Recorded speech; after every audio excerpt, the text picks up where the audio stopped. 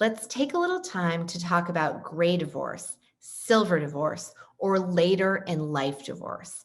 Frankly, I don't like any of those labels. We're guilty of using them ourselves, partially out of convenience, partially because we haven't thought of anything better yet. If you think of something, let us know. The problem with those labels is twofold. First, they oversimplify the nuances that are involved in ending a long marriage.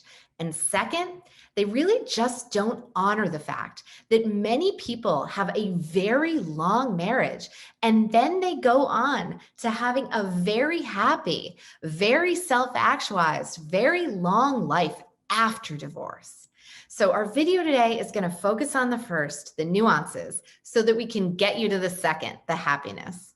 Now, on to the four main considerations and why these divorces need and deserve special attention.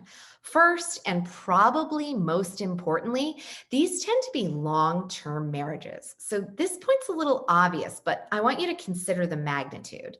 The Pew Research poll actually found that 1 in 3 people who divorced at age 50 were married for at least 30 years. And 1 in 8 that divorce after age 50 were married for 40 years or longer. Couples that split up after being together for that amount of time, they're just in a fundamentally different place and they have very different needs. Second, the assets in a long term marriage are often larger and more complex. Real estate, savings, investments, retirement plans, carefully curated collections of art or other valuables, timeshares. There are even things that you might never think about, like frequent flyer miles.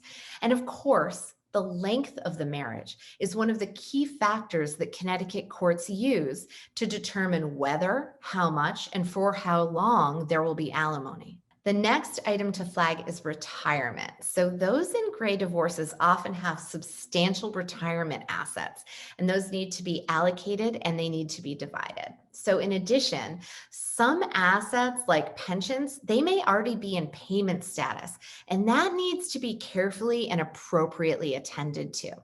And when you're approaching retirement, or when you're already in retirement, the interplay between alimony and property division, that needs a lot of special focus.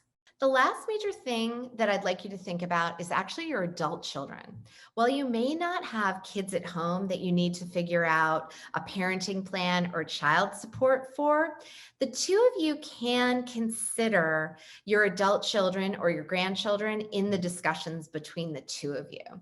This can range from everything from emotional support to providing college funds for grandchildren. Let's finish up by talking about the most important thing, and that's how many of our former clients have very happy lives after they end long-term marriages.